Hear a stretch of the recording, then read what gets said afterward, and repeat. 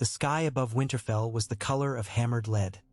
Clouds stitched so tightly that even the pale summer sun could not push through. Dawn's chill seeped across the courtyards, turning every stone slick, every iron rim brittle. Bran Stark rose before the keep stirred, as he often did, slipping from beneath the wolfskin blankets and padding to the window embrasure in bare feet.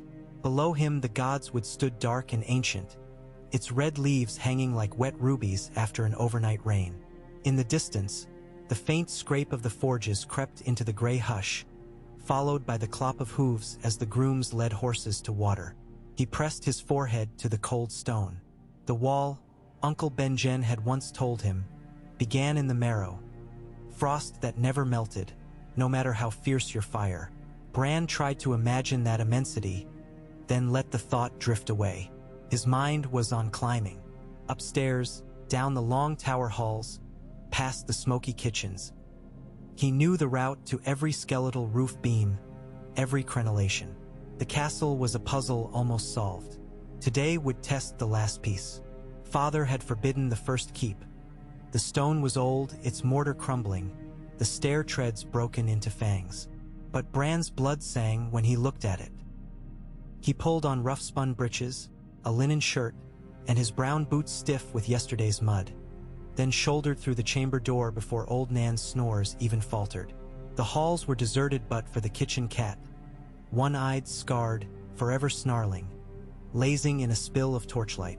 Bran gave it a wide berth and slipped outside. Morning breathed damp and bracing across his cheeks. He crossed the inner ward, skirted a wagon piled high with barley sacks for the brewery, and ducked between two jutting buttresses to reach the foot of the first keep. Moss made the stones slick, but his fingertips found cracks, toes balancing on crumbs of ledge. Up he went, higher, wind whipping the wool of his sleeves. He pulled himself onto a narrow sill, squatted, and sucked chilly air in through his teeth. Beyond the battlements, the world unfurled. Fields striped with planted oats, the King's Road stretching like a ribbon toward the south. A raven croaked from a crannied niche above. Bran grinned at the bird, then eyed the next handhold, a spur of stone just out of reach. He rose, bracing his weight against the wall, and stretched. His fingers grazed rough granite and found purchase. He hauled himself up onto the spur, heart hammering. Somewhere far below a door banged, voices muffled. Bran climbed on. The keep narrowed to an octagonal turret, its roof missing half its shingles. Pale grass sprouted in the rain-eaten joints. He crept across the canted tiles to a high window, a dark rectangle yawning wide. One last jump would carry him inside. He bent his knees, sprang, and sailed through the opening like a bird. His boots struck dusty planks. For a breath he held his arms out, exhilaration crackling in his ribs like lightning. He had conquered the first keep. A murmur reached him, wet, soft, intimate. Bran's grin faltered. He pivoted. Against the far wall, half hidden by hanging cobwebs, stood another door. Light glimmered beneath it. Someone was here. He edged forward, legs light as feathers. The door was ajar, and through the narrow slit he glimpsed pale flickers cast by a tallow candle. A woman's voice whispered something too low to catch. A deeper voice answered, tight as a bowstring. Bran pressed his eye to the gap. He saw Queen Cersei first, her back bare where her linen nightdress pooled at her hips, golden hair tousled. She knelt on a rush mat, head bowed. Beside her sprawled Ser Jaime Lannister, also half-dressed, his hand buried in those shining locks. "Must be more careful," Jaime murmured. "Eddard Stark is no fool." Bran's heartbeat thundered. The Kingslayer and the Queen, brother, sister, lovers. Cersei lifted her face, eyes blazing. "Careful? You speak of caution when Robert drinks himself into a stupor nightly? He has not touched me in a fortnight. He hunts, whores, and stinks of sour wine. He cares nothing for the throne, or the truth that sits upon it." Jaime brushed her cheek. "And yet, if he suspects he will rage, break things, and crawl back to his cups. But we will lose everything if the Hand learns. Ned Stark worships honor. He'd sooner burn the realm than bear our secret. Bran rocked back on his heels. The tower stones felt suddenly alive beneath his palms, cold flesh shivering. He had not meant to spy, not truly. Yet here, within arm's reach, lay a treason bigger than any children's tale. Jaime's voice lowered. He scours Robert's bastards in the city. Varys whispers of parchment trails of midwives bribed. If any proof surfaces, Cersei kissed him, fierce. Then we must see it never does. Bran stumbled, his boot scuffing the threshold. The hushed debate froze. Jaime's gaze snapped to the gap. A heartbeat later, he strode forward, drawing his sister's nightgown around her shoulders. Bran tore away from the door, spinning for the window, but Jaime's boots pounded after. The Kingslayer yanked the door wide. Bran lunged onto the slick roof tiles, wind clawing his hair. He scrambled to a jutting stone finial, legs trembling. Jaime emerged onto the roof, outlined by candle glow, expression cold. "Boy," he called, voice mild. "Climbing is dangerous. Come back inside." Bran shook his head, retreating another step. His heel rolled on loose slate. Jaime advanced, palm out. "Let's talk." Behind him, Cersei hovered in the doorway, nightdress clutched tight, horror carved upon her features. "Please," she whispered. Bran's lungs felt paper-thin. One wrong move and he would fall. The yard lay far below. Raven croaks echoed like mocking laughter. Jaime crouched, balancing with feline grace. "I would never harm you, little lord." Bran looked into the Kingslayer's green eyes and read a promise that chilled his blood. He took one trembling step back, and the tile beneath him fractured with a sharp crack. Slate shards skittered into the air. He flung his arms wide, finding nothing to grasp. The world tilted, sky and stone rotating. His boots slid, seeking purchase. Then Jaime's hand closed around Bran's forearm like an iron vice, yanking him forward. Bran's chest smacked the roof edge. Pain blossomed. Jaime grunted with the effort of hauling him to safety. For a breath, they were nose to nose. Bran gasping, Jaime's jaw clenched. "You must forget what you saw," the Kingslayer said, voice barely a breath. "For your sake. For all our sakes." Bran swallowed, tasting blood where he'd bitten his tongue. He nodded, wide-eyed. Jaime eased him upright and shepherded him through the doorway. Cersei stepped aside, face pale. As Bran stumbled into the dusty chamber, Jaime knelt, hand on his shoulder. "Tell me you will never speak of this," he said. "Not to your lord father, not to anyone." Bran lifted his gaze to Cersei. Tears trembled on her lashes, but her mouth was a hard line. The secret weighed in the space between them, thicker than the dust motes drifting in candlelight. He thought of his father's stern eyes, of Robb teaching him sword forms, of Lady Catelyn smoothing his hair when nightmares woke him. Bran croaked, then stopped. The room spun. Jaime's grip tightened. "Swear it." Bran's knees buckled. Jaime caught him, guiding him to sit against the wall. Panic beat in Bran's breast like a trapped moth. He was only 9. The knowledge was poison. It would eat him alive. Footsteps thundered on distant stairs. Someone was coming. Jaime straightened, wiping dust from his breeches. Cersei retreated deeper into the shadows. Ser Roderick burst through the outer door, gray whiskers bristling, sword half-drawn. "Bran! 7 hells, we've searched everywhere." He froze, eyes flicking between boy and Kingslayer.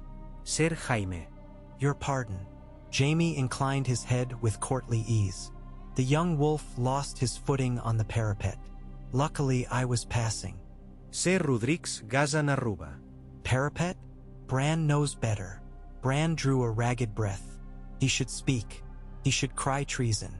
But Jaime's fingers brushed the pommel of his sword as though in idle thought, and Bran felt the threat as keenly as steel at his throat. "I slipped," he muttered. "Ser Jaime Sabdme." Roderick sheathed his blade, relief battling suspicion. "Your lord father will be grateful." He reached to help Bran stand, brow furrowed at the blood on Bran's lip. "Come." "He's beside himself." Jaime bowed with a flourish. Lord Eddard is an honorable man. I'll call on him shortly. See that the boy is well." Roderick guided Bran toward the stairs. Bran shot one last glance over his shoulder. In the doorframe, Cersei clung to Jaime's arm, face ghost white. Their secret bound them like chains. Now it bound him too. Maester Luwin dabbed at Bran's split lip with a cloth soaked in nettle tea. Lady Catelyn hovered, her fingers fluttering at the ends of Bran's hair, as though to reassure herself he remained whole. Robb paced before the hearth like a caged direwolf. Arya perched on a stool, eyes narrowed at the maester's instruments. Lord Eddard stood apart, arms crossed, thoughts veiled. When Roderick delivered Bran and the tale of his fall, Ned's first question had been simple. Where? Bran had murmured, "The first keep." That alone drew a frown. He'd been forbidden it. But Ned asked no more. He watched now as Luwin applied a salve smelling of pine and honey. "Does it hurt?" Arya asked, chin in her palms. "Only when Maester prods it." Bran glared at the cloth. Luwin chuckled. "A cut lip is hardly mortal. Drink this." He handed Bran a steaming cup whose scent carried lemongrass and willow bark. For the shock, Bran sipped, grimacing. Warmth spread through his chest, yet nothing eased the pressure behind his eyes. He felt the weight of a crowned stag of lions entwined. "Tell us what happened," Lady Catelyn said softly once Luwin stepped back.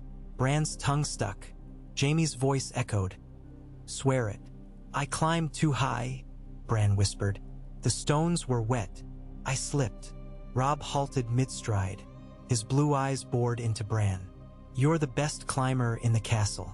Something scared you." Bran looked away. The wind. It gusted. A knock at the solar door interrupted. Roderick entered, announcing Ser Jaime. The Kingslayer strode in, gilt hair gleaming even in the dim firelight. Smile easy. Bran shrank. "My Lord Stark," Jaime said, bowing. "I came to make certain young Bran suffered no true injury." Ned's jaw clenched. "Your presence is noted. The boy will mend." Jaime's green gaze flicked over the family. "Good. He is brave, scrambling about abandoned keeps. If it pleases, I'll speak with the masons. A few repairs, and it might be safe for the children once more. I'll not have my son encouraged to yet more folly." Ned's tone was ice. Jaime spread his hands. "As you wish. If you ever ride south to the capital, Lord Stark, I could escort Bran. The Red Keep has towers that scrape the clouds." "That won't be necessary." Silence stretched. Jaime bowed again, turned, and left. The room exhaled. Robb resumed pacing. "I don't like him." Lady Catelyn smoothed Bran's hair. "He did save your brother." "Perhaps," Robb said. "Or perhaps he frightened him first." Bran closed his eyes. He saw again the candlelit chamber, Cersei's bare shoulder, Jaime's hand in her hair. A secret that could topple kingdoms. He had to tell father. He would, once the fear settled. But night fell and fear did not ease. In the darkness, Bran imagined Jaime's sword sliding between his ribs, golden green eyes watching the light fade from his own. He dreamed of Robert Baratheon roaring with rage, of flames devouring Winterfell when war broke like thunder across the north. Morning brought clearer thoughts, yet no peace. He found his father in the godswood kneeling beneath the heart tree, lips moving in silent prayer. Bran waited until Ned finished, then spoke. "Father, I need to tell you something." Ned turned, solemn. "Speak, son." Bran's mouth went dry. The weirwood's carved face wept red sap down white bark, like blood on snow. "Swear it." He faltered. "I fell. I'm sorry I disobeyed. I won't climb like that again." Ned's gaze probed deeper than any maester's scalpel. "There is more." Bran shook his head. Ned studied him a long moment, then placed a hand upon his shoulder. "Your brother Jon leaves for the wall soon. Come, we should see him off." Bran nodded, shame burning hotter than the summer sun. He walked beside his father through dappled shade, the scent of wet earth heavy in the air. The secret rode his shoulders like a lead mantle. Days shortened as the harvest neared. Jon left, eyes shining with dreams of the night's watch. The king's procession arrived in a thunder of hooves and banners. Robert, stout and ruddy. Queen Cersei, pale as moonlight. Their 3 golden-haired children. The court swept into Winterfell like a glittering tide. Bran avoided the queen's gaze, skirting corners when she passed. But one afternoon Sansa dragged him into the inner ward to watch Joffrey spar with Robb. The future king sneered at his northern opponent, trading blows with more show than skill. Bran leaned against a rail, hands white-knuckled.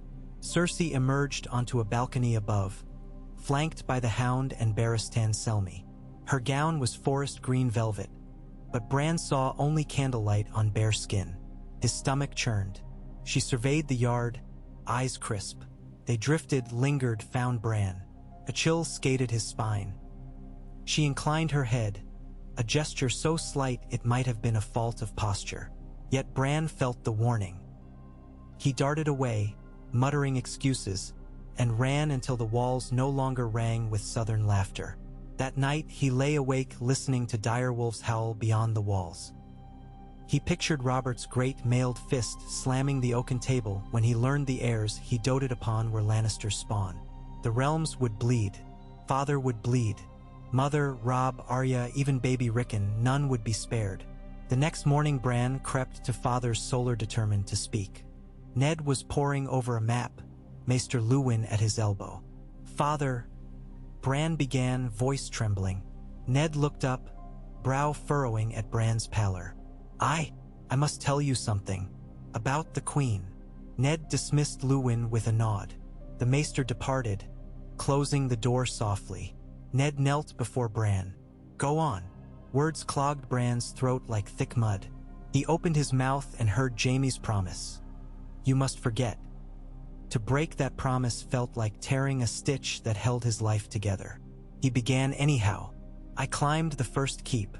I saw the Queen with someone. Ned's gaze sharpened. With whom?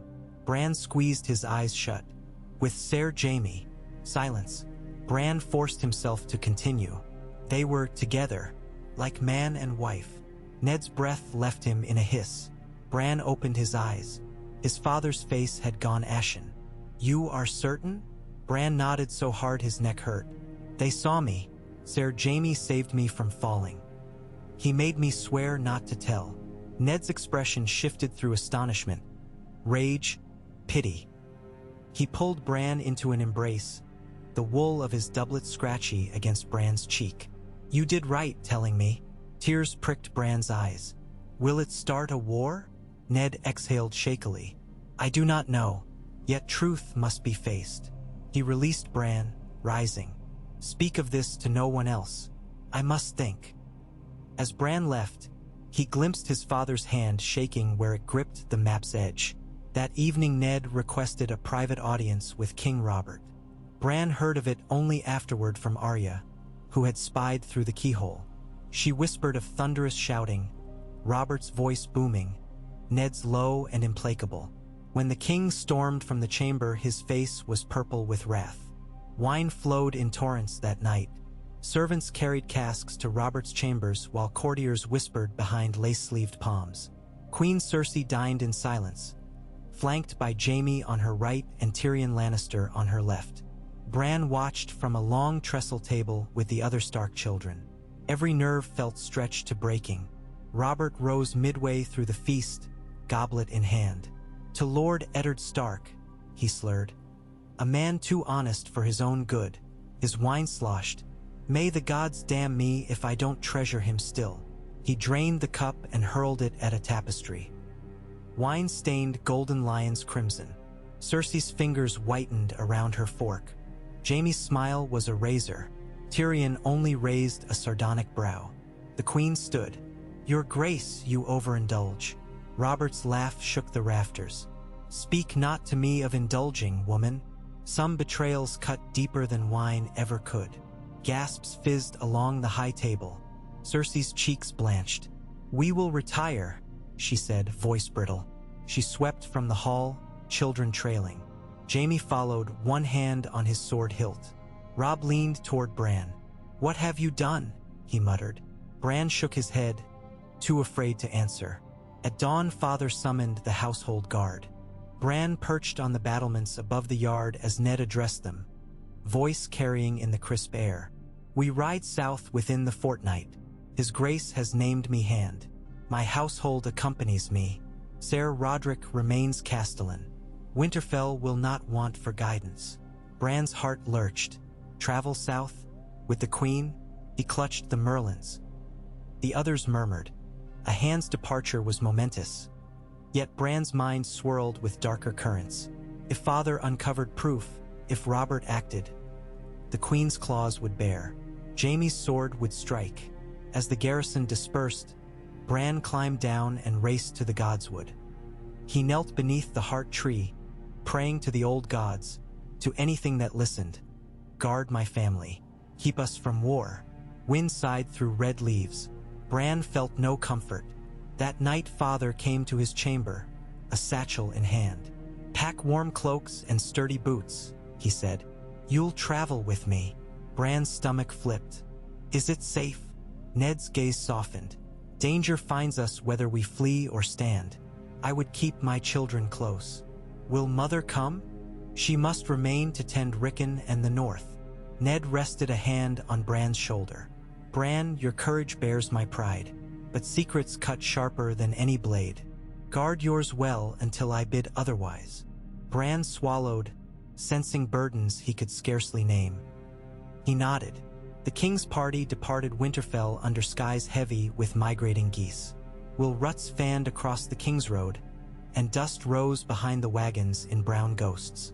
Bran rode a shaggy chestnut pony, perched before Jory Castle, captain of the guard. He watched the fields fall away, felt the world grow wider. Campfires flickered each night.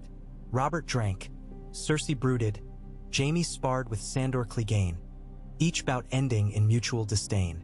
Bran huddled by the Stark tents, listening to wolves howl in distant forests. One evening, as embers glowed blue, Ned called Bran aside. He handed the boy a leather-bound book. "Read this. It lists the lineages of the great houses, stretching back centuries." Bran opened to a random page. House Baratheon of Storm's End. Stout kings, maces and antlers inked in fine script. Beside each Baratheon lord were descriptions. Hair black as midnight, eyes blue, tall of shoulder. Ned knelt, voice hushed. "Study the traits. Baratheons bear their line with pride. Black of hair." He paused.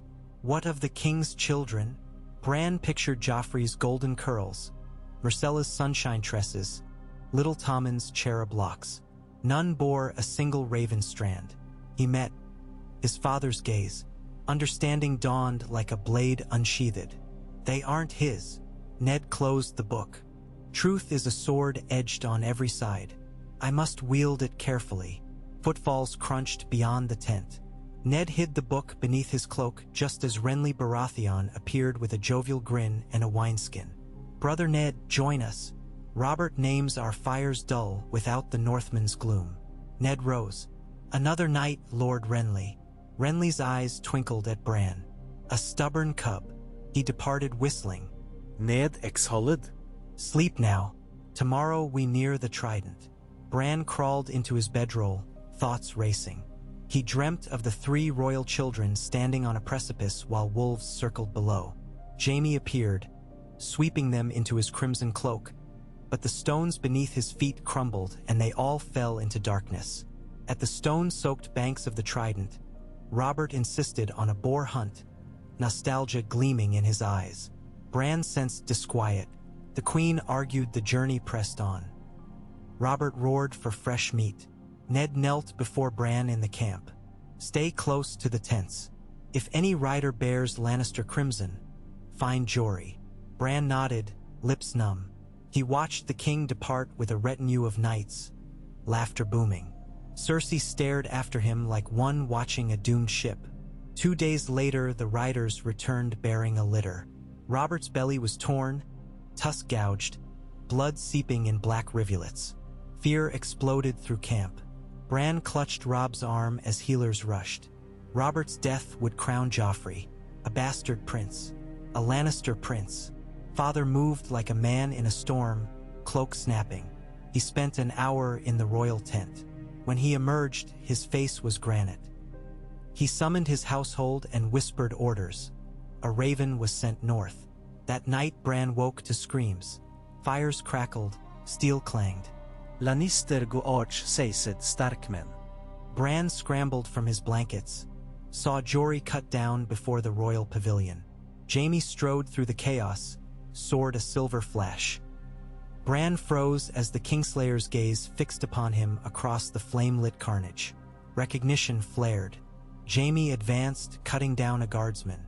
Bran backed, tripping on a fallen pike. He scuttled behind a wagon. Suddenly Arya appeared, needle dripping red, eyes wild. She yanked Bran's sleeve. "Run!" They darted into the night. Horses screamed. Tents collapsed under tongues of fire. Bran heard Father's voice bellowing commands drowned by the ring of blades. He and Arya tore through underbrush until the camp lights died behind them. They crouched beneath a tangle of willow roots at dawn, shaking. Arya's cheeks were streaked with soot. Bran tasted iron in every breath. In the hush between bird calls, they heard distant horns, the clatter of pursuit. Bran gripped Arya's hand. "Father," he whispered. Arya's jaw trembled, but she squeezed back. "We find him." Branches snapped nearby. Shadows danced.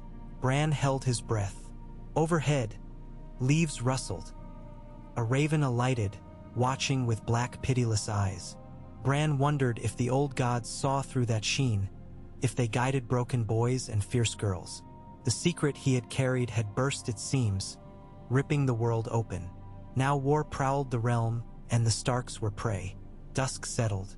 They crept toward the river's edge where reeds stood thick as spears. Water lapped, dark and cold. Arya pointed. Across the shallows, a slope wound toward a game trail. If they could reach Riverrun, find Uncle Edmure, safety might lie in numbers. They waited, cloak soaking. Halfway across, a horn blared. Lannister riders topped the ridge, banners snapping. Arya cursed, shoving Bran forward. He stumbled, water weighting his boots. Hooves splashed behind them. A net hissed through the air, tangling Arya's arms. She fell, thrashing. Bran spun, drew a dagger Jory had given him. The steel trembled in his grip. A horse bore down, rider masked by helm. Bran slashed at the net rope. Arya wriggled free, diving aside. The rider reared, sword poised. Then an arrow sprouted from his throat. He toppled into the river. Robb Stark burst from the reeds with a handful of Winterfell archers. Ghost at his flank, eyes blazing red. Arrows whistled, felling 2 more riders. Robb splashed toward them, face thunderdark. "Are you hurt?"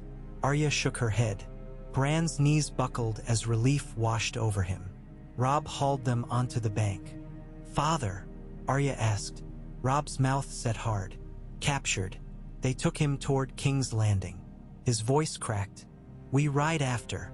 Bran met his brother's eyes and saw fear and fury warring. The Game of Thrones had devoured their father, and now reached for them. As the Tully banners joined the direwolf at the Red Fork, ravens flew, summoning northern lords. Robb girded for war. Bran found himself amidst strategy councils, maps stained with blood-red wine as positions were marked. He listened, absorbing the cadences of command. Yet nights brought dreams more vivid than waking. He dreamt of a 3-eyed crow, of crypts beneath Winterfell where kings of winter whispered. He dreamt of roots burrowing through the world, drinking the tears of the slain. One dawn the crow spoke, "Fly or fall, speak or silence. The choice cages you." Bran woke in sweat, understanding dawning. His silence had cost them father's freedom. Words unsaid wield power equal to swords. He sought Robb at the battlement. Pale light limned his brother's profile, stern, shadowed by responsibility. "I must ride to King's Landing with you," Bran said. Robb turned. "No, you remain at Riverrun with Mother. You're safer here." Bran clenched fists. "I know the truth that started this. I must face it." Robb's eyes softened. "You carry no blame. If any holds guilt, it's the Queen. Or Jaime." or the gods for weaving such threads. Bran shook his head. Truth untold is guilt. Robb gripped his shoulders. Then help me bear it. Pray for our swords to strike true. Bran swallowed the protest. He watched Robb descend the stair, banners snapping in the morning breeze. The young wolf marched to war, and Bran felt the beat of destiny's wings. In the moonlit quiet of Riverrun's gods would he approached the heart tree and knelt. Old gods, he whispered. I am only a boy, yet I hold a blade no hand can see. Guide me, show me when to strike. Leaves rustled though the air was still. A raven landed upon the heart tree's shoulder, claws sinking into the bleeding bark. Its voice grated, half croak, half human word. Tell, Bran gasped. The bird's eyes glowed with strange light. He felt roots twisting far beneath, connecting ancient beings. The secret had bloomed like a canker within the realm. Left alone it would rot all. He rose, resolve hardening. When the moment came he would speak again. But he would choose his ground, his audience, and his protection carefully. Like a chessman on a massive board, he must think not in moves but in cascades. Outside the godswood walls, horns sounded. Robb's army rode for the Whispering Wood, banners rippling silver-gray under the stars. War had come because a boy climbed too high and saw too much. Yet perhaps that same boy would forge peace by wielding truth at the right hour. Bran watched the torches snake along the river road until they were swallowed by night. He pressed a hand to the weeping face of the heart tree. The sap felt warm, like blood, like life. In the stillness Bran Stark understood. He had not fallen, but he had been cast into a deeper abyss than broken bones. And to climb free, he would need courage greater than any scaling of towers. Courage to speak, to lead, to bear the fury of kings and queens alike. The wind whispered through red leaves, carrying a distant roar of lions. Bran squared his shoulders, readying for the storm to come. The mud at Riverrun's east bank hardened beneath the midsummer sun, but the air still smelled of wet earth and fear. Bran lingered on the ramparts, the steel-gray river curling away westward like a sullen serpent. Boats slid under banners that snapped in uncertain breezes. Riverrun was swelled beyond all memory. Karstarks, Manderleys, Glovers, Hornwoods, lords great and small camped in ringed circles of wagons and tents, their fires a crescent mote of embered light each night. Yet for all the tramping boots and shouted orders the castle felt hollow, as though every stone was listening for a word it dreaded to hear. Inside, the Solar Lady Catelyn and Brynden Tully argued in hushed fury. Bran pressed his ear to the heavy oaken door only once.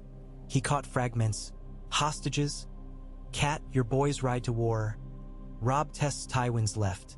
Before his stomach twisted and he fled down stone stairs that smelled of moss and cowled torches half extinguished by draft. He preferred the yards where men drilled, the ring of iron painful yet honest. In motion there was no time for dread, and dread swollen too large eclipsed thought itself. He walked stiffly, aware of the small belt dagger at his side. The gift Robb had forced upon him the previous dawn when a scout came panting with news. Jaime's outriders had crossed the Red Fork. That same evening Robb rode south with near half the host, gray wind loping silent. Bran had watched the banners vanish into trees, the wind swallowing their clamor until only rustling leaves remained. The silence felt wrong, like the hush of a crowd awaiting execution.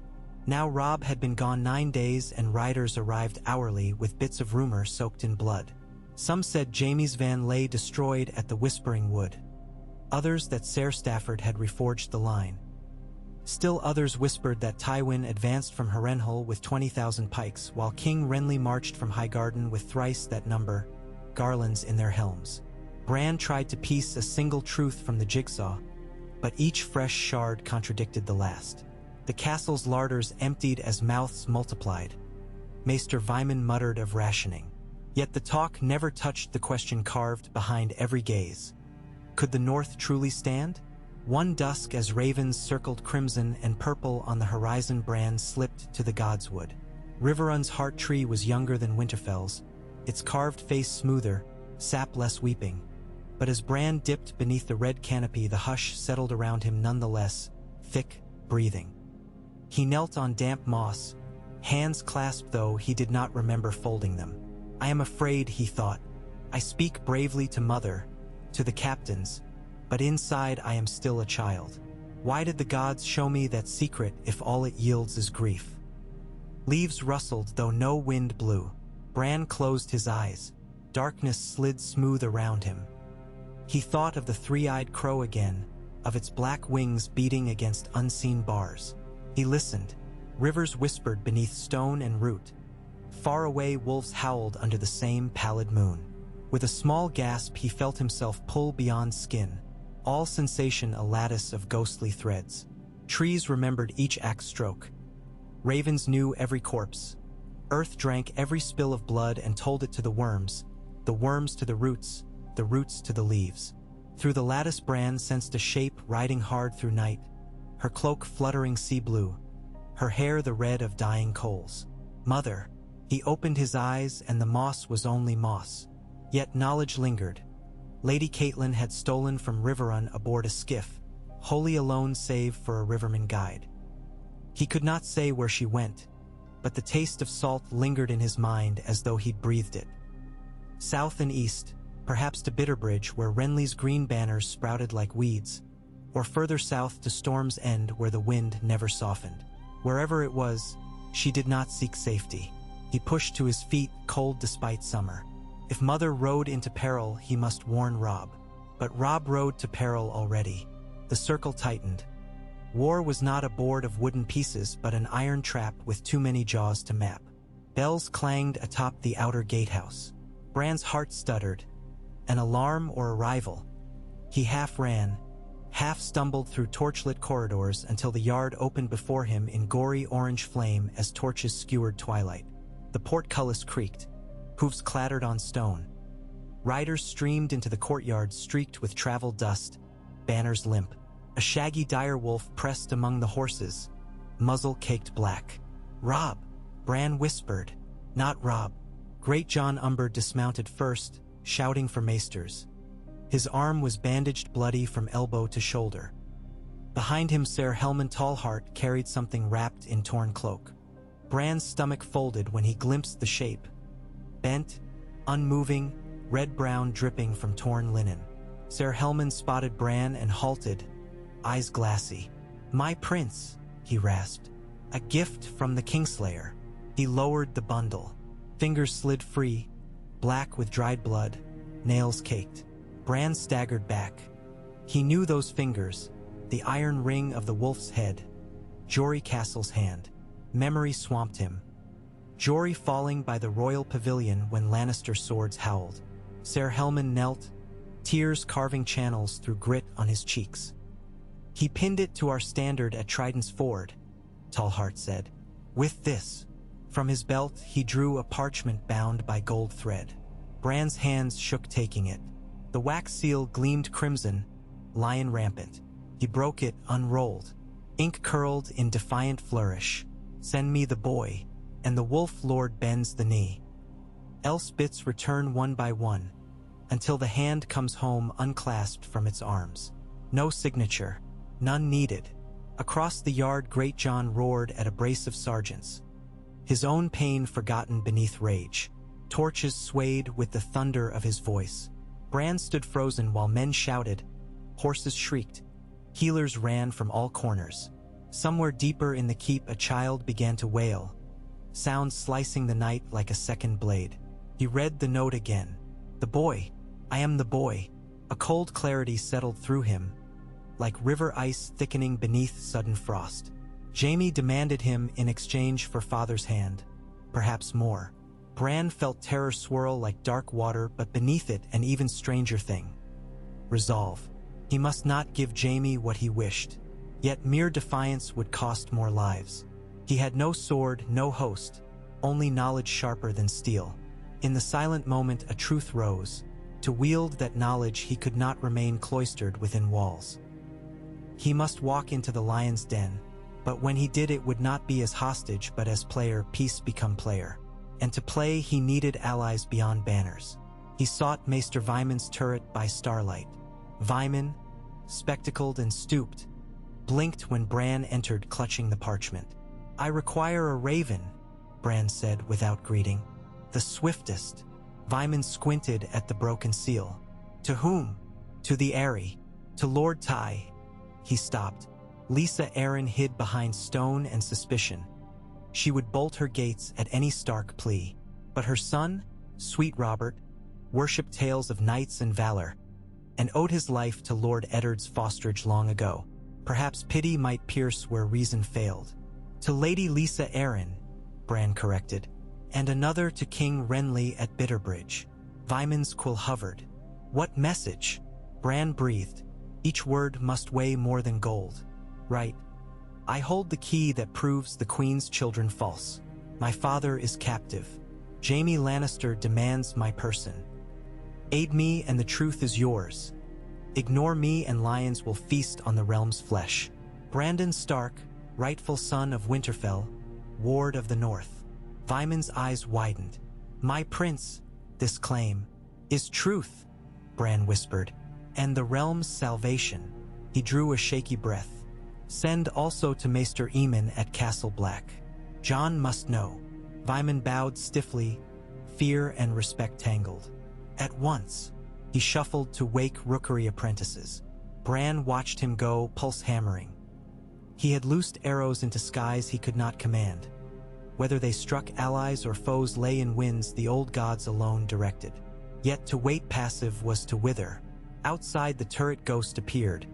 For silver in moonlight, eyes twin coals. He nudged Bran's hand, then trotted down spiraling stairs. Bran followed to the yard where Grachan's voice still shook ramparts. You call this victory? Umber bellowed at two lesser lords. We win a wood and lose our souls. Blood seeped through his bandage, but he seemed not to feel. I say we ride tonight. Storm Harrenhal, gut the Kingslayer and piss on his banners. Murmure rippled, bold, rash, impossible. Bran slipped between armored backs until he stood before Umber's massive shadow. My lord, he said. The great bear turned, red eyes narrowing. Little Stark, you should be Abed. I should be at Harrenhal, Bran replied, voice thin but steady. And so should you, but not in the way Ser Jaime desires. He raised the parchment. He hopes rage blinds us. We must answer with wits. Wits don't cut throats, Umber growled. No. They guide the hand that does. Bran swallowed. Robb must know of this. Ride to him. Tell him Harrenhal bleeds garrison north to hold father. Jaime's strength thins. If Robb strikes Tywin's baggage train while Jaime sleeps fat in stone, we take the hand without yielding the boy. Umber stared. And what of you? I go south. The words leaped before fear could damn them. Under escort of men loyal to House Stark but unknown to Lannister eyes. I will reach the Stormlands or the Eyrie, somewhere our allies gather. There the truth will roar louder than any host. A bark of laughter burst from the great Jon. The whelp thinks himself a fox. Bran met his gaze. Better a fox than a sheep led to slaughter. A silence stretched. Umber's grin faded to grim respect. He looked to the ring of captains. The boy speaks sense. He pivoted back. But you travel nowhere without a guard I choose. Choose who you trust above all, Bran said, and who can ride swift and silent. Then Hother Umber and 4 of the silent sisters of Last Hearth. Great Jon spat. Those crones cut tongues at birth. They can't speak your secrets if captured. Bran almost smiled. So be it. High above, ravens burst from the rookery into star-flecked dark. Bran watched them will then beat south. Each carried threads that might snare a realm. By dawn, Hother, gaunt, scarred from cheek to collar, waited in the yard with his mute companions. They wore plain brown cloaks over chainmail, no sigils visible. 2 rangy Garrons stood saddled for Bran and for Jojen Reed, who had arrived with Mira 3 days prior bearing his own green dreams of wolves and chains shattered. Jojen insisted on joining. His sister, spear in hand, refused to leave him. Umber scowled but conceded. Reeds know swamps and shadows, he muttered, and shadows own this war. They rode at first light, slipping through a sally gate before the camp woke. Ghost loped ahead, red eyes scanning. Bran dared one glance back. Riverrun's towers faded behind willow boughs heavy with dew, banners limp as spent sails. The road south hugged river curves, then veered into emerald hills. No drums, no trumpets, only hoofbeats and somber birdsong. They traveled in silence, save for Mira's occasional hum or Ghost's low growl when scenting fox or hare. Hother set a relentless pace. Sun up to moonrise, brief halts for oatcakes eaten in saddle. Bran's thighs chafed raw, but he did not complain. Each mile southward felt needle-fine on his skin, but iron-strong upon resolve. On the fourth dusk, they neared the crossroads inn, its thatched roof intact despite rumors of pillage. Candlelight flickered in windows. Hother signaled halt, dismounted, and ghosted to the stable doors. Moments later, he returned with stable's boy and 3 new horses, fresher, faster. Coin changed hands. The boy vanished grinning. Inside, the inn's common room buzzed with low tension. Merchants in drab cloaks whispered of Tyrell Rose's rising. 2 Sellswords arm-wrestled under a soot-black rafter. A fat septon nursed wine. Bran kept his hood drawn. They claimed a corner table. Hother drank ale only after sniffing it. Mira ate brown stew while scanning exits. Jojen stared at fire as though reading flames. Bran's spoon hovered. He felt eyes on his cloak. Across the room, a pair of gold cloaks slid into benches, helms under arms, sigils twin lions. He lowered his gaze. Hother saw as well. His hand rested on dagger.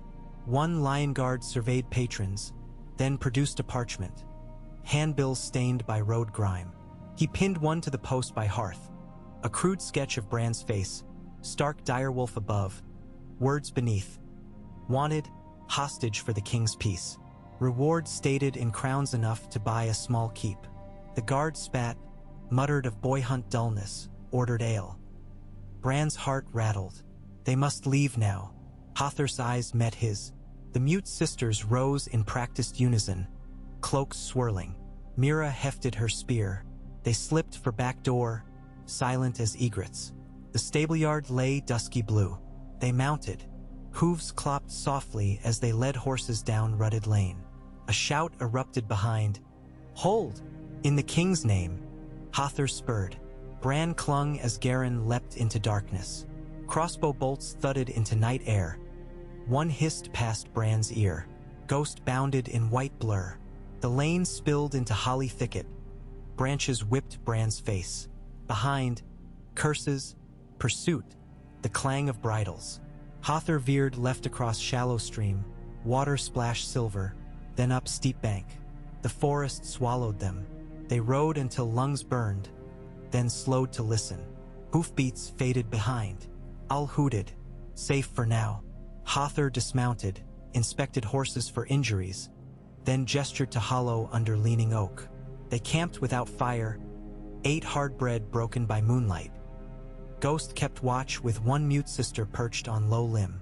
Bran lay against saddle, heart still racing. Jojen sat beside him, head tilted as if hearing distant melody. Your choices narrow future channels, Jojen whispered. The tide pulls stronger now. Bran swallowed. Do we drown? Some threads cut, others splice. The choice remains yours, until it does not. Jojen's green eyes glimmered. When we meet the shadow with golden hair, remember the door that is also a window. Bran frowned, too tired for riddles. He slept, dreamed of wolves chasing lions across snow that melted into crimson river. When the wolf's jaws closed, the lion burst into ravens that scattered screaming. Dawn draped the world in copper. They rode southeast, avoiding known roads, threading hamlets where barns stood charred, fields trampled by unseen hosts. Refugees ambled northbound, hunched fathers steering carts laden with tatters, mothers carrying infants with eyes wide and mute. Few glimpsed Bran's party. Those who did looked away, wary of armed riders of any allegiance. At twilight, the King's Road itself loomed, a broad strip diced by cart ruts. Across it lay Stormland marches, rolling turf, oak copses, and rumor of Renley's encamped host beyond Bitterbridge. Ghost sniffed air and whined. Hother called halt beneath twisted sentinel tree. "Cross at night," he rasped, voice rarely used. "Too many eyes day." He pointed to distant rise where a lonely tower stood roofless. There they would wait. The ruin smelled of damp straw and pigeon droppings. Bran climbed crumbling stair to battlement. From there he saw dusk bleed into starless black. Lights flickered on far-off hills, campfires countless as constellations. Renly's army, perhaps, or Tyrell outriders. Between them and him offered both rescue and peril. He descended to find Mira gutting a coney. Jojen traced lines in dirt, a spiral of 3 loops. Bran crouched. "What sign is that?" "The turning," Jojen murmured. "Time curls here. Choices hinge." A soft footstep behind made Bran spin. A woman stood at archway, cloak sable and slender sword bare. Her hair gleamed tarnished copper. Her eyes fixed Bran like spears, Brienne of Tarth, though Bran knew her only from rumor. The maid of Renly's Rainbow Guard, tall as Hother, stronger than any 2 knights. "Who are you?" Hother demanded, steel half-drawn. Brienne raised empty palm. "A friend to the wolf who sails truth." Her voice deep, calm. She glanced at Bran. "My king received your raven." Bran's pulse leaped. "King Renly. He sent me north to meet you, yet you ride swift." "I found only lion roadblocks and whisper of a boy prince hiding like a ghost." Her eyes flicked to Ghost, who regarded her silently. "Tonight I cross the King's Road. Come with me. Renly Baratheon pledges you safe audience." Hother bristled. "And how trust we a Baratheon? Robert left our lord to rot." Brienne's jaw clenched. "Robert lies in grave. Joffrey holds throne on lion's claws. My king wears the crown forged in Storm's End's fires and tempered by your father's honor. He seeks justice and allies." Jojen rose, gaze distant. "The tide arrives sooner than dawn. We must go where waves beckon." Bran studied Brienne's open face, its plainness lit by conviction. "Take me to King Renly." Hother hesitated, then nodded. 2 silent sisters ride with him. The rest cut west to mislead pursuit. The mutes bowed, already adjusting packs. Brienne led them down ruined track to sheltered dell where 3 shaggy horses waited. Ghost padded ahead, nose twitching. They crossed the King's Road hours before dawn, hooves muffled in sodden grass. In far distance a horn wailed. Lannister patrol sighting empty would perhaps. Too late.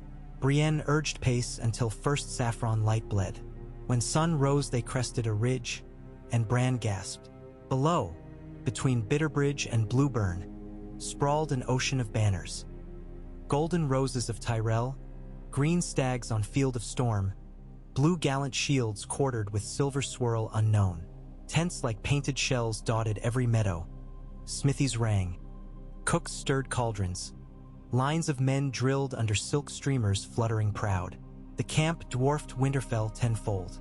Brienne guided them through outer pickets after whispering password, Oathkeeper. Gate guards saluted her rainbow cloak patch. Within, they dismounted before pavilions stitched of green velvet and antler motif. A young knight emerged, tall, lean, copper-haired, Ser Loras Tyrell. He greeted Brienne with quick embrace, eyed Bran curiously. The wolf cub, he said. Word spread you were half ghost. He offered Bran a nod tinged with pity. Come. His grace waits. Inside, candles lit a wide table heaped with maps. Renly Baratheon turned. Handsome, broad-shouldered, black beard trimmed. He wore a crown of antlers wrought in bronze. Emeralds winked on his doublet. Warmth radiated from his easy smile, yet Bran sensed steel beneath. Bran stark. Renly knelt to Bran's height. The realm owes you apology for agonies placed upon your house. He studied Bran's face. You carry grave truth. I offer it freely, Bran said. But truth alone no longer suffices. We need swords that stand by it. Renly rose. You have them. He gestured to map. Tyrell host numbers 50,000. With your knowledge, lion thrones topple like rotten trees. Ned Stark freed becomes hand once more, under my reign. He met Bran's eyes. Will the North kneel? Kneel. Bran pictured Robb, sword raised before howling men. But he also felt Grachan's words in memory. Wit's guide sword. Honor demanded alliance. Honor also demanded freedom. He spoke carefully. The North kneels only to justice. Free my father. Crown rightful king. Punish those who placed bastard blood upon Iron Throne. Then Robb will talk of bending knee, not before. A hush fell. Loras frowned, but Brienne smiled faintly. Renly spread palms. A bold boy indeed. Very well. We march King's Landing. But we must break lions at Harrenhal first, or they strike our flank while Stannis pecks at Dragonstone. Your father rots within that fortress. How to spare him? Bran stepped to table. Jaime holds my father as shield. Strike Harrenhal and he may kill the hostage he treasures most. Bran tapped Map Valley between God's Eye and Blackwater. We approach bannered, but we do not lay siege. Instead, a small company enters under Parley banner bearing my person. Jaime's demanded boy. While his gate opens, your army circles behind, severing his retreat. If Lion tries harm, your bowmen cut him down. He gambles his life for the hostage. He cannot slay both and still live. Renly studied him. Risky. Necessary, Bran said. I volunteer to ride through the gate. Brienne objected. Loras protested. Even Hother glowered. Bran's pulse thundered, but he held Renly's gaze. The Kingslayer's hubris is our opening, Bran continued. He thinks me weak. I will not blink. Renly's beard twitched. You wield courage beyond years. He turned to Loras. Send ravens to Lord Tyrell, Ser Brynden Blackfish at Riverrun, and Lord Stark in the field. We converge at Harrenhal in 10 days. He faced Bran anew. And may the Seven guard us. The camp exploded with activity. Messengers galloping, quartermasters shouting, smiths hammering. Bran found a pavilion allotted to him. Mira perched outside fletching arrows. Jojen inhaled evening air, eyes half closed. Hother stood braced at entrance, silent sword. Inside Bran sank to cot, exhaustion smashing over him. Yet as he drifted he heard wolves howl beyond canvas. Only there were no wolves this far south. Perhaps the old gods sang through ghost, standing sentinel under alien stars. Sleep came. He dreamed once more. He stood before Harrenhal's gargoyle towers. Jaime opened the gate smiling, yet his shadow stretched long and twisted, horns sprouting where none should be.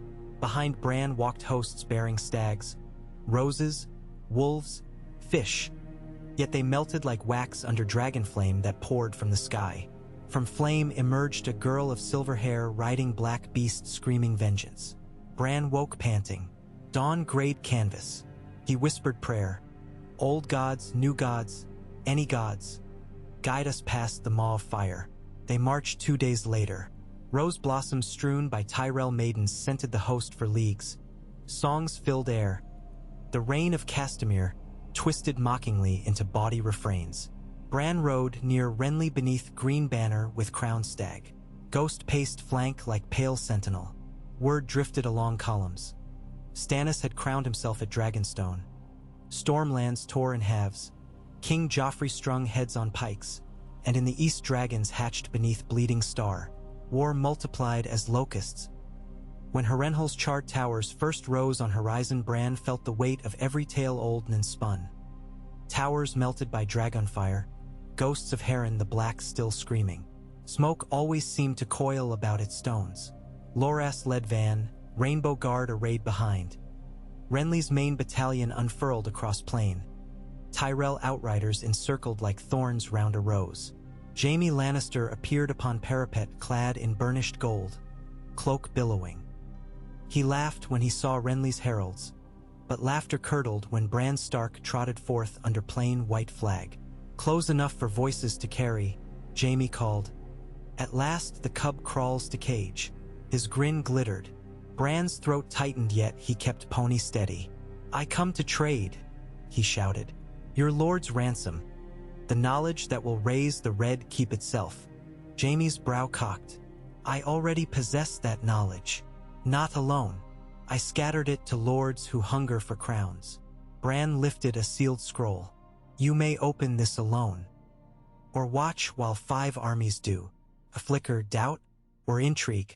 Jaime signaled. Portcullis groaned, massive chains rattling. Gate Joned. Renly's bowmen knocked arrows, horns barked orders.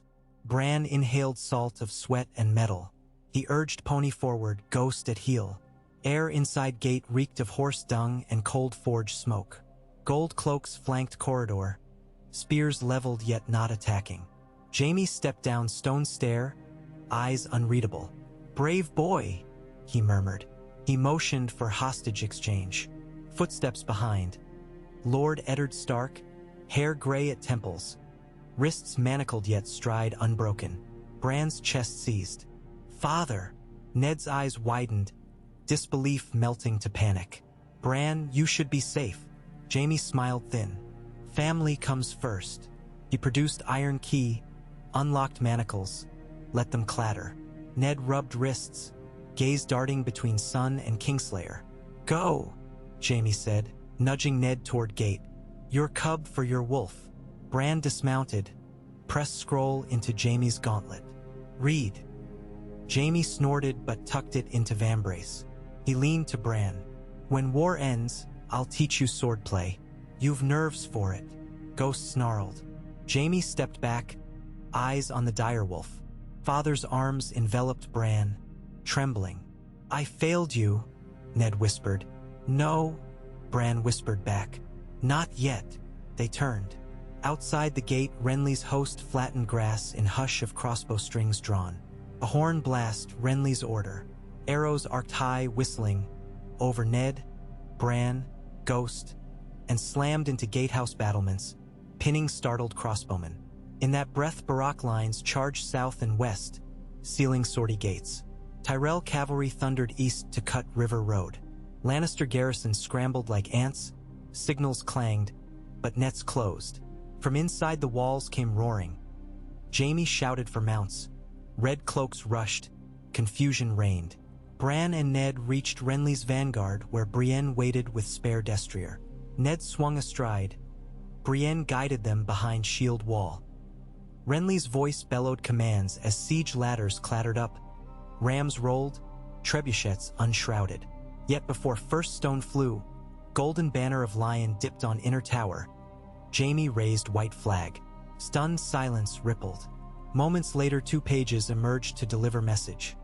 Ser Jaime Lannister desired personal parley with King Renly in view of both armies, under guarantee of safety. Renly exchanged glances with Loras, Brienne, Ned. He nodded. Atop grassy knoll beneath God's empty sky they met. Renly crowned, Jaime unhelmed. A prince of swords. Between them Bran, Ned, and Ghost. Jaime flicked parchment. Boy speaks truth, he said. The queen's incest breeds bastards on usurped throne. I care not for crowns, only Cersei's safety and my own. Give us road to Casterly Rock and hostage against Tywin's wrath. In return, I deliver the capital. Gates open, Lannister guards withdrawn, Iron Throne vacated. Gasped. Ned's eyes flamed. Renly folded arms. You bargain with kingdoms as gutter sell spears trade knives, he said. I bargain lives, Jaime replied. The realm bleeds for folly. End it now. Ned stepped forward. And Joffrey. Joffrey dies, Jaime said softly. Quietly, a drop of nightshade, child scorn. My sister leaves with the twins unharmed. I swear no blade against you after. Bran felt weight of choice tip again. Kill a boy king to still wars, was that justice or murder? Yet Joffrey's reign meant endless brutality. Bran's soul churned. Renly's gaze swept Ned, then Bran. If the hand of the late King Robert attests the claim, I accept these terms. He drew dagger, pricked thumb, pressed blood to parchment. Swear likewise. Jaime scored his own thumb, crimson bead glinting. Done. Thus wolf, stag, and lion bound realm with blood. That night Harrenhal opened to Renly's banners. No sword clashed. Jaime rode west with small escort, Cersei and children hidden within closed coach, banners furled. Renly's commanders whispered misgivings. Tywin yet commanded Grand Host near Riverlands. But ravens flew with Jaime's seal, instructions to stand down, citing King's illness and royal succession void. Whether Tywin obeyed remained to be seen, yet a crack split lion cohesion. Inside hastily cleaned Solar Bran watched father reopen leather book of lineages. Renly read by candle, Maester Gorman scribed proclamation. On the morrow ravens would carry truth to every great lord. Joffrey Waters, product of incest, was deposed. Council summoned to Storm's End where rightful King Renly Baratheon awaited acclaim and trial of Queen Regent Cersei for treason. Ned turned pages with shaking fingers. If Robert had known this sooner. Bran touched his sleeve. He knows somewhere. Ned pulled Bran close. You bore burden I should have carried. Forgive me. Bran hugged him. We still have miles to go. Outside, drums rolled distant. Tyrell horns mingled with Northman pipes as hosts celebrated bloodless victory. Yet Bran felt only quiet. The moment of breath between lightning flash and thunder's roar. Wars seldom ended with parchments. But for that night father and son shared broth beside small fire in echoes of Winterfell's kitchens. They spoke of Robb's last letter, victory at Riverrun, capture of Ser Jaime's vanguard, the Greyjohn's wound healing. They spoke of Jon at the wall, of Rickon learning to pronounce sword names, of Arya slipping bright as minnows through world unknown. When Bran finally slept he dreamed again. Yet this time the three-eyed crow perched on iron throne stripped of swords, branches of heart tree winding through halls of Red Keep, dire wolves howling from every tower as dawn broke over river shining clear. He woke at first light, heart steady. The 5-hour story yet far from done. Roads still forked, dragons still stirred across the sea, and winter crept unseen. But Bran Stark, who never fell, who carried secret instead of shattered spine, now walked upon paths changed by courage, cunning, and choice. And with each step he learned the realm was towers to climb, true, but also roots to deepen, and wings to spread when stone grew treacherous underfoot. Wind streamed across the empty courtyards of Harrenhal, whistling through iron-gnawed windows and shaking the ragged gargoyles that hunched like blinded crows above the gatehouse. Summer heat could never banish the chill shrouding those melted towers, and Bran felt it wrap his spine as he leaned upon the battlements at dawn. Below, the green and golden tents of Renly's host had replaced the lion banners overnight, yet the lake's glassy surface still mirrored twisted spires like the reflection of an old, unhealed wound. The castle was awake but subdued. Tyrell pages jogged across the yard balancing wash basins while Tarth men in blue tabards sharpened halberds beside a half-collapsed sept. From a distant forge came the rhythmic clang of hammers reworking broken mail. From the chapel, the faint murmur of a septon thanking the seven that no blood had spilled in the taking. Bran listened to it all, letting each sound settle until it felt stitched to his heart, as if he might need to recall every thread someday to prove this dawn truly happened. Ned found him there. His beard looked freshly trimmed, though streaks of gray remained darker than before, as if the night had rubbed charcoal across the threads. He set a hand upon Bran's shoulder. They did not speak at first. The quiet between them had grown easy again. Words were no longer walls but doors that could remain opened or closed without fear. At length Ned nodded toward the sprawling encampment. Renly means to march by week's end. His riders have already sent heralds north, east, and south with proclamations. Bran's fingers tightened on the stone. He trusts the pledge Jaime made? Jaime's pledge binds only those who believe the Kingslayer values honor. Ned's voice held neither scorn nor certainty. Tywin is a man who hardens when cornered. Yet Jaime swore to spare his sister and the children, not his father. If the old lion chooses defiance, Jaime may be the first to chain him. Can he? Bran asked. Does Jaime have men enough? Ned exhaled. The gold cloaks in the city may bend to him if he walks through the gate unchallenged. But the Lannister host outside King's Landing still answers to Tywin, or to Ser Kevan in his stead. Stakes remain steep. Renly hopes a swift march, fresh victor's laurels, and open gates will break them before Tywin gathers resolve. Bran pictured Lord Tywin's face, cut from granite, eyes green and empty of mercy. What of Robb? Ned's eyes warmed. A raven came an hour past. Robb rides south from the Twins, leaving Bolton and Hornwood Core to hold the crossings.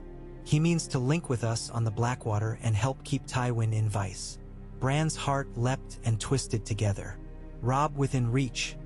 Robb entering the jaws of the same war. Joy could not uncouple from fear. Below, a trumpet sounded 3 long notes, 1 short. Ned's gaze lifted. Small council meets.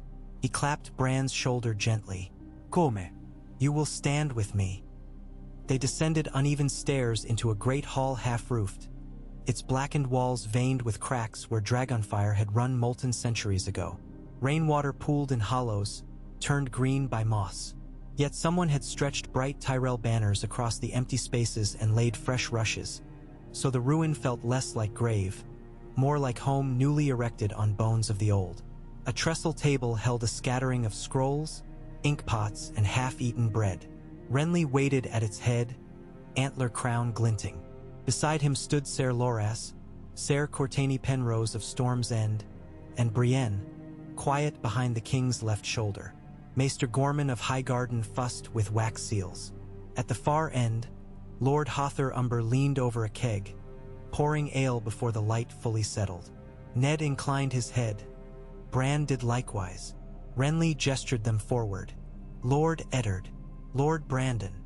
He spoke Bran's full name gravely, honoring his new stature. Hostage no longer, emissary and architect instead. We speak of march order and prisoners. Prisoners? Bran asked. Renly offered a wry half-smile. The castle holds near 200 Lannister foot and a score of captains who refused the surrender. Jaime spared them harm, but left them shackled. Loras spoke, voice crisp. The men of the Reach have no wish to butcher them, yet every mouth we carry slows the column. Lord Stark suggests parole under oath. Ned folded arms. Give them a choice. They may swear to lay down arms and return to their homes, or remain bound until war ends. Fewer swords raised against us means fewer graves on both sides. Penrose cleared his throat. Some may break word once free. Many may, Ned agreed. But hunger breeds rebels faster than dishonor. Spare a man, and perhaps his brother will spare one of ours come winter. Brienne nodded slightly, as if approving a tenet of her personal code. Renly looked to Bran. And you, young lord? Do you fear releasing enemies? Bran met the king's hazel-green eyes. A man released spreads tales of how Harrenhal fell without blood, how truth dethroned a bastard king. Stories travel faster than swords and pierce deeper. Renly grinned outright. Well said. Maester, draw the terms. We set them free at sunset. Gorman bent to scribble. Renly turned pages of a map. Next, roads. We move in 3 columns. The main under our own banner. Tyrell van along King's Road to clear scouts. Stark detachment guarding train and flanking along the river. Lord Eddard, you will command the 3rd column with Lord Randall Tarley. I trust your judgment to keep supplies safe. Ned inclined his head, though Bran glimpsed tension flicker. Riding with Tarley, rumored hard as bone and twice as bitter, would test patience. Renly traced finger toward King's Landing. Ser Jorah Mormont's cell sails have secured galleys at Maidenpool. We ferry half-host down the bay to outpace Tywin. Once Capital's gate opens, my banners fly. But first we send forward riders with the boys' letters. He looked at Bran again. Your words, your seal. The city must hear them from you. Bran's cheeks burned. I will sign as Brandon Stark, son of Eddard, sworn witness. Ser Loras set a slender leather satchel before him. Inside lay parchment already inscribed by Maester Gorman in elegant hand, awaiting but a name. Bran gripped quill, tracing letters he had practiced since Winterfell winters. Brandon Stark in small steady script, no flourish. He signed 6 copies as Renly dictated recipients. Grand Maester Pycelle, Lord Varys the Spider, Commander Janos Slint of the Gold Cloaks, whose allegiance was uncertain but necessary, the High Septon, Ser Barristan Selmy, and to my sweet sister Sansa Stark, still wedged within court. At the last name, Ned stiffened. Bran looked up. She needs to know we live. Ned exhaled slowly. Yes, and that we come." His eyes glistened an instant before steel rehardened. The council ended only when sunlight shafted through cracks above, dust motes swirling like embers. Tasks were apportioned. Scouts rode. Ravens rose. Bran followed Ned toward the tower the Tyrell carpenters had declared safest. On the stair, Ned halted, turning to him. "You've grown," he said. "Not just in height." Bran managed a smile. "I miss climbing walls.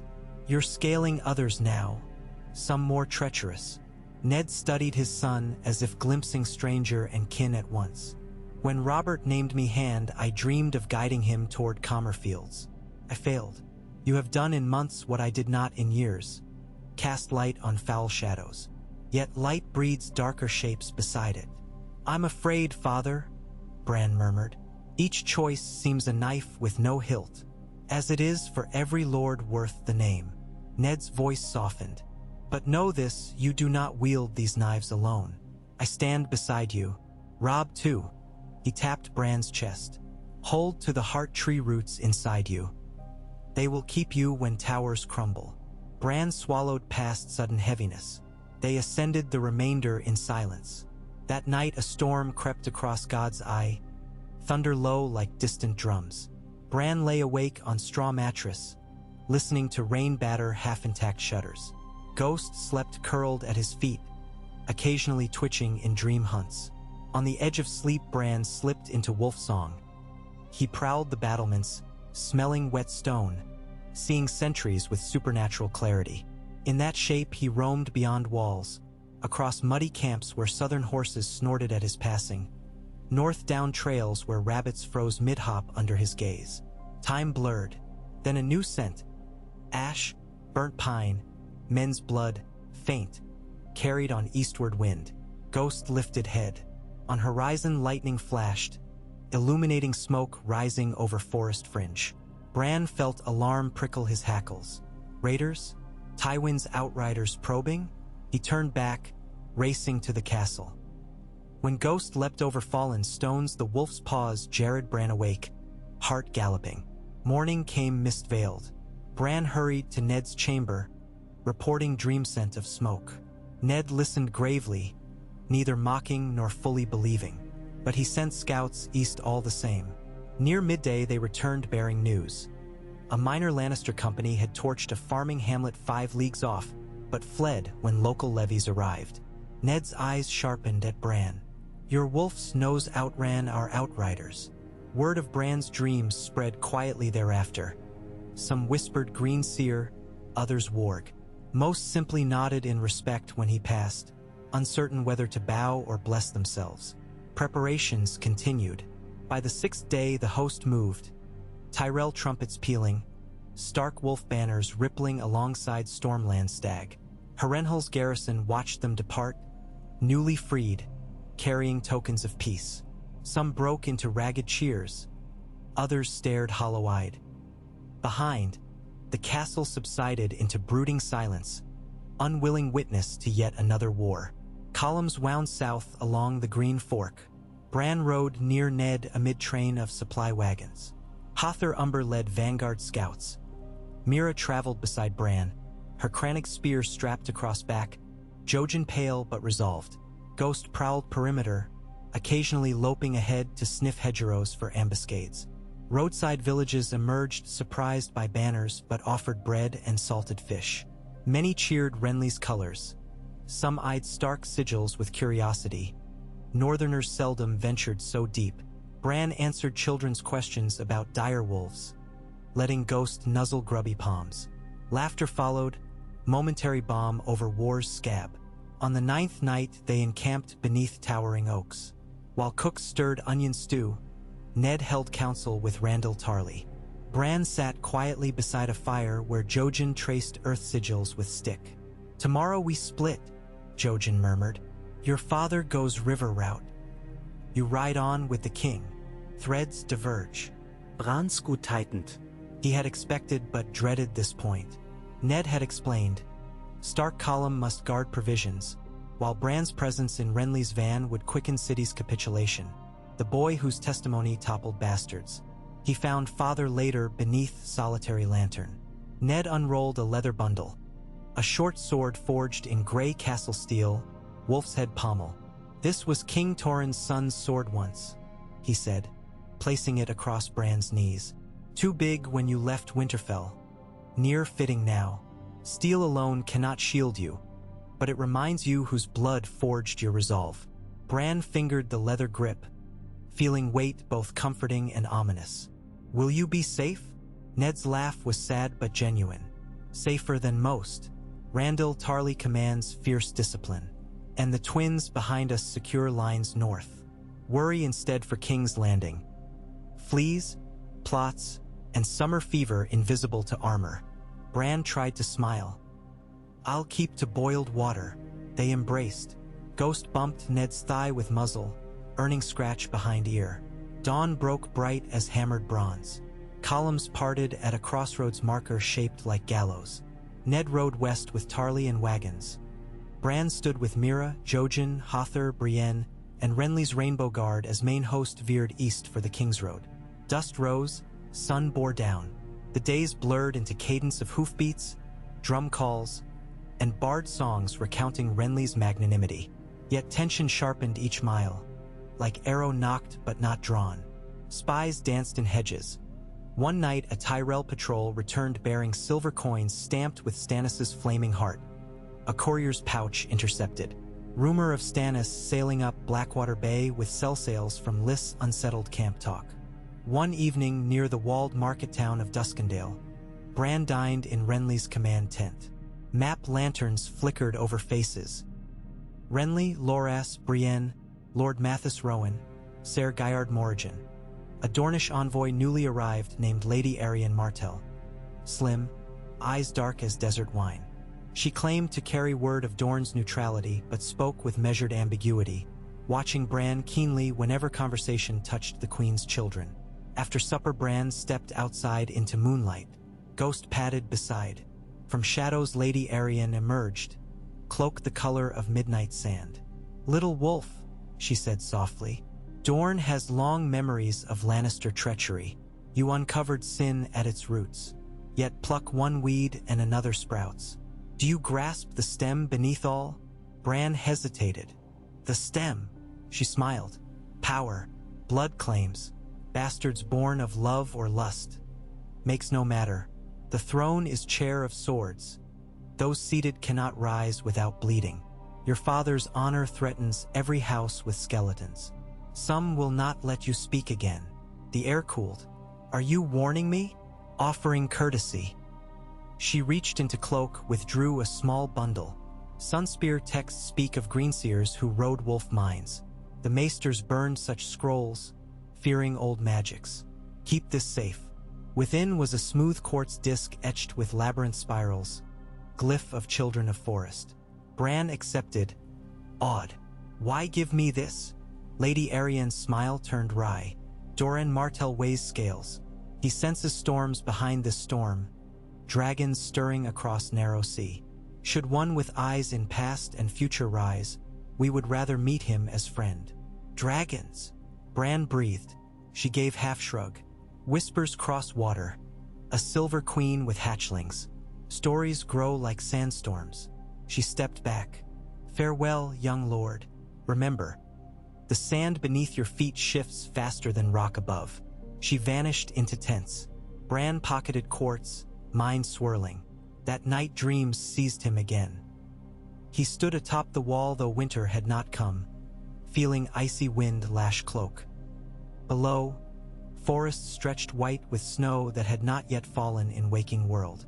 From east soared 3 dragons, one golden, one green, one black as moonless sky. They circled high, then banked south, breath trailing embers that melted the snow into steaming rivers. Bran reached out with thought, wanting them to turn away, but they vanished into storm cloud. He woke before dawn, shivering despite humid air. Mira watched from bedroll opposite. "Another vision?" "Dragons," Bran whispered. Her brows knit, but she said nothing. Ahead, the King's Road descended toward the rolling plain north of Blackwater Rush. Scarecrows impaled on iron stakes marked boundary lines once patrolled by crown guards. Most had rotted to bone. Farther on, fields lay fallow, peasants fled behind city walls. Blackwater itself glinted like a knife slit through green hills, and beyond, King's Landing sprawled. Its walls rising dusty white, domes of great September shining, and on distant hill Aegon's high tower crowned by banner of crowned stag. Though Bran knew a new banner waited to fly. Renly halted column at Old Orchard 1 league out. Scouts rode on with parley flags and Bran's letters escorted by Brienne and Gaillard Morrigan. The host made camp, pitching pavilions in neat ranks. Bran walked through thrumming energy.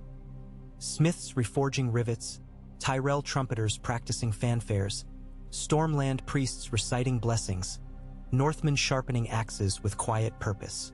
Before sunset, Brienne galloped back beneath white banner. She dismounted before Renly, kneeling. The city gates stand open, my king. Gold cloaks line the streets, arms reversed. Ser Barristan Selmy awaits you in the throne room with Grand Maester Pycelle. Renly looked to Bran. And the queen departed before dawn with her children, westward, under escort of Jaime's guard. Murmurs spread, astonishment, relief, suspicion. Renly's throat worked. Then the throne is bare. That night, though camp buzzed with triumph, Renly paced restlessly outside his royal pavilion. Bran found him alone, crown off, fingers pinching bridge of nose. King, Bran began, victory waits. Renly exhaled. A throne offered without contest is seldom gift. The city may smile, but Tywin's army still breathes. And Stannis eclipses me like grim moon. You have numbers, Bran said, though he sensed hollowness. Renly's eyes, usually warm, burned. Numbers feed but one mouth, power. I must command hearts of lords who trot behind gold roses. Today they cheer. Tomorrow they weigh odds anew. He lowered voice. Help me, Bran. Your testimony is hammer to drive the last nail. Stand beside me in throne room. Speak before lords assembled. Bran bowed head. I will. Dawn bled peach across horizon. Columns advanced, drums echoing off city walls. Gates snarled with rust but opened. The host poured through. Citizens craned from balconies, some cheering, some silent with fear. Lannister crimson had been ripped down, though odd scraps fluttered from chimneys like wounded birds. Bran rode behind Renly, heart thudding. Ghost kept pace on Ned's right flank, Ned having ridden all night with couriers warning to join. The procession wound up the steep street to Aegon's Hill. The Red Keep loomed, less grand than Bran imagined. Crenellations chipped, windows bricked closed in odd patterns, sense of sewer rising. Yet the castle thrummed like hive disturbed. Inside the echoing throne room, sunlight streamed through tall arched windows, pooling beneath the iron throne. A towering, twisted sprawl of half-melted blades, cruel-edged and haphazard. Bran swallowed. The seat looked forged for giants, not men. Barristan Selmy stood at dais foot, white cloak impeccable if careworn. Beside him Pycelle stooped, beard reaching belt. Around, lords and ladies lined marble colonnades. Tyrell, Rowan, Redwine, Fossaway, Stormland barons, riverlords dispatched by Edmure. Gold cloak officers filled aisles, helms under arm. Silence thickened as Renly strode forward, Bran at his side, Ned one pace behind. Selmy's aged eyes assessed the gathering. The throne awaits rightful king, he announced, voice carrying authority of 7 kings served. Renly paused before throne. He turned to Hall. I, Renly of House Baratheon, do claim the crown of the 7 kingdoms by right of blood, by acclaim of lords present, and by will of the people. He knelt, prostrating. Ser Loras stepped forward bearing stag crown, antlers gleaming. Selmy lifted it, spoke ancient words, and placed upon Renly's bowed head. Crowd exhaled. Yet Bran's gaze darted to Pycelle. The maester fidgeted, eyes narrowed. From gallery's far end a murmur. A tall, gaunt man in crimson cloak strode forward, Ser Kevan Lannister. He raised scroll sealed in golden wax. "My lords," Kevin's voice resonated. "Before we hail new king, I present claim of lineage unsullied. Stannis Baratheon, elder brother of Renley, asserts right by birth order. He challenges usurpation." Kevin broke seal, reading Stannis's proclamation condemning Renley as false, naming Renly's union with Reach a perfumed conspiracy, swearing to cleanse throne. Renly's jaw tightened. Before he answered, another stir rippled. A squire raced down aisle bearing banner, fiery heart of Stannis stitched bright upon black. At dais foot he unfurled parchment, edict summoning lords to Dragonstone, sealed with red wax shaped like burning sword. Pycelle trembled. Voices rose. Bran felt storm building. Selmy pounded staff to quiet. Renly spoke, voice steady but edged. "My brother chooses war over peace. So be it. Let the realm judge whose cause carries the realm's hope." He turned to Bran, nodding. Bran stepped forward. Hall hushed. He produced a rolled copy of lineage chart, unsealed. His voice quavered at first, then strengthened. "I am Brandon Stark, son of Eddard Stark, who served King Robert as hand. I witnessed a secret that proves Joffrey Baratheon and his siblings are born of incest between Queen Cersei and Ser Jaime Lannister. Their claim is therefore null. King Robert named Lord Eddard Protector. Lord Eddard sought to safeguard the realm but was betrayed. He unfolded page showing Baratheon physical traits spanning generations. Black hair, blue eyes. Robert's bastards match Baratheon line. Joffrey does not. He recounted his climb, what he saw, Jaime's capture, Robert's death by boar. Words seemed to echo down hall, each syllable striking like Smith's hammer. At end he held silence. Lords whispered, some gasping. Pycelle's face was waxen. Sec abans lips compressa. Renly clasped Bran's shoulder. Witness sworn by blood and honor. He surveyed Hall. Who stands with justice? One by one knights knelt. Selmy first, tears bright. Then Loras, Penrose, Mathis Rowan, Randall Tarley, Hother Umber. Tyrell lords after moments' hesitation. Gold cloak Captain Yano Slint glanced at Kevin, then knelt, signaling his men. Roughly 2/3 of Hall followed. The remainder, mostly Western lords, shifted uneasily. Renly addressed Kevin. "Return to Casterly Rock under safe conduct. Tell Tywin his grandchildren's reign has ended. He may keep the rock, but the realm belongs to true blood." Kevan bowed stiffly, X. Fighting with his cadre, when door slammed, Selmy turned to Bran. "You risked life to speak. The realm owes you more than thanks." Bran felt heat in cheeks. Ned moved beside, eyes shining proud. For a heartbeat all felt possible. Peace, order restored. Then explosion shattered windows. Heat punched Hall, blowing torches out, throwing courtiers flat. Flames roared near throne. Shards rained. Bran hit marble hard, ears ringing. Smoke billowed. He pushed up. Throne still stood, but dais cracked, molten green fire licking edges. A scream. Loras staggered, cloak ablaze, Brienne smothering flames. Bran looked up. At gallery archway stood gaunt woman in red silk, hair like living flame. Melisandre of Ass High, brandishing vial of wildfire. Behind her shadowed figure of man in blackened breastplate etched with fiery heart.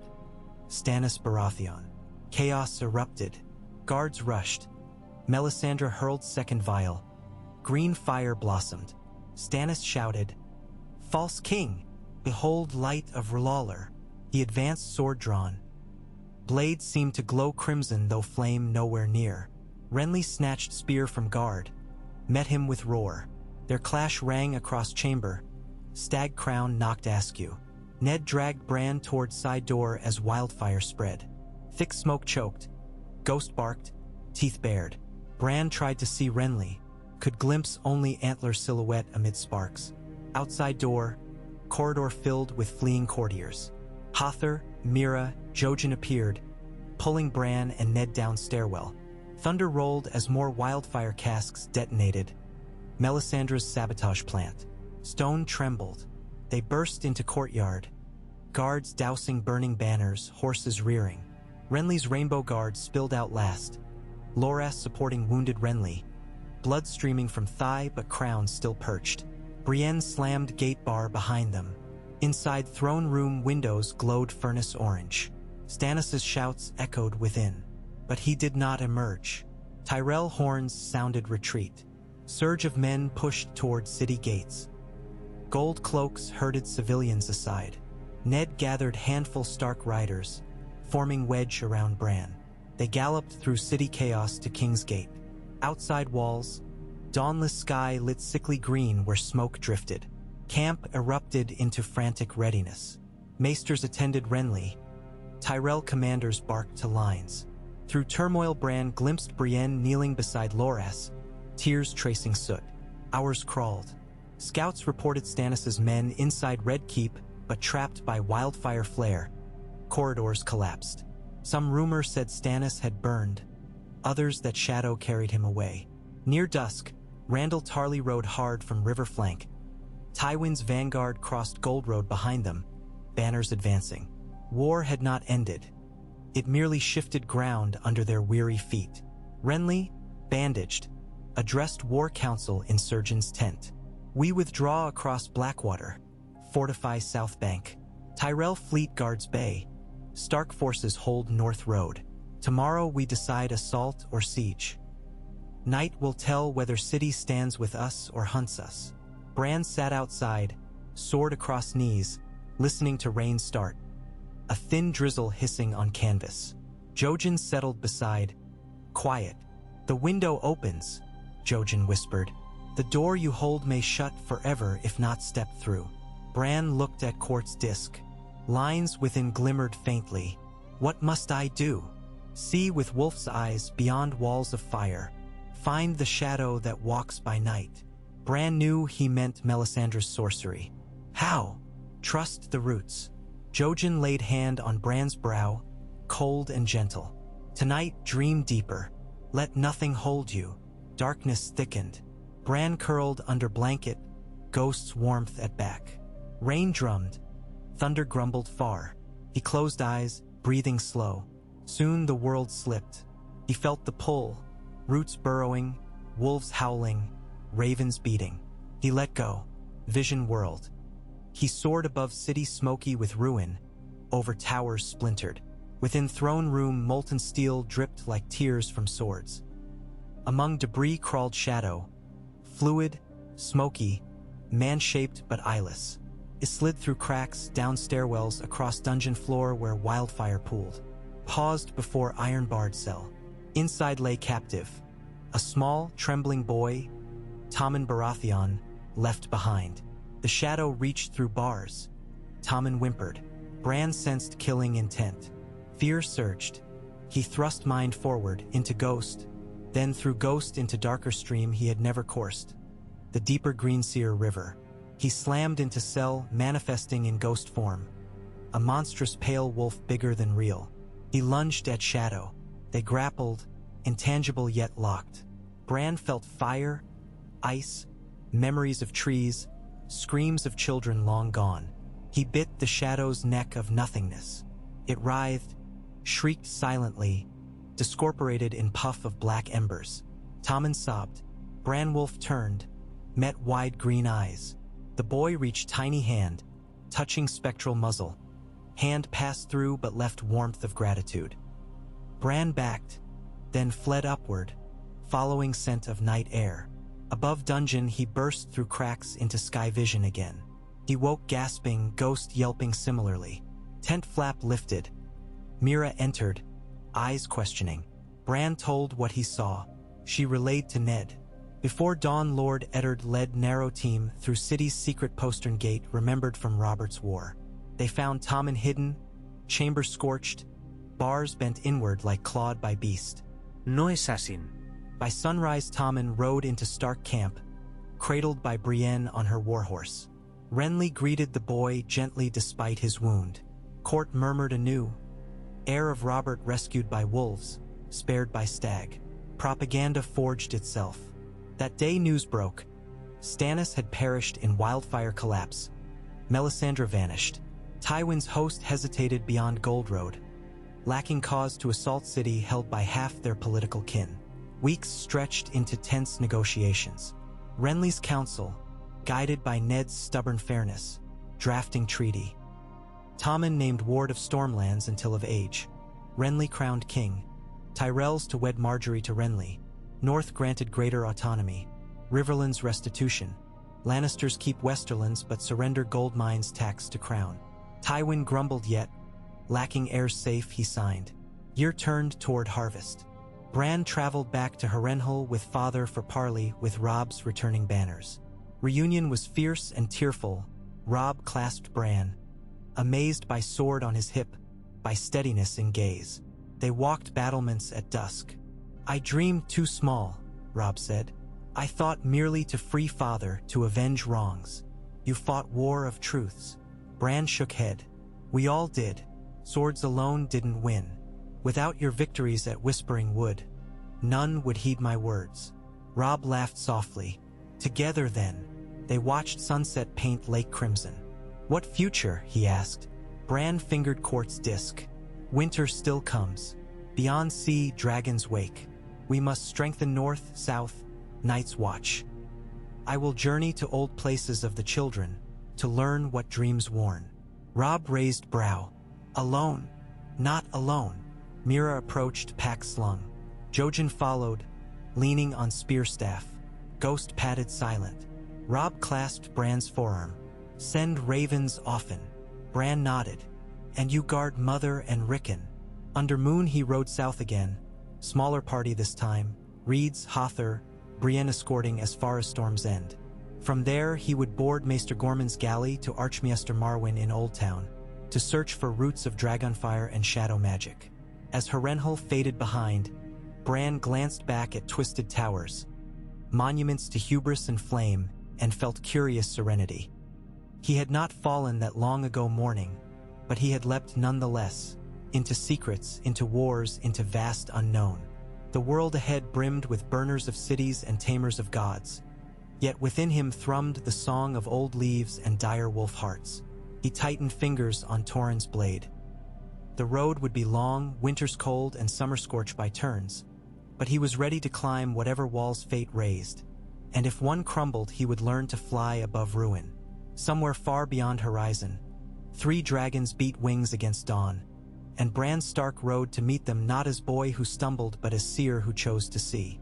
On he rode, and the wind carried faint scent of pine, of ice, of stories yet unwoven, each thread glinting like starlight on quiet snow.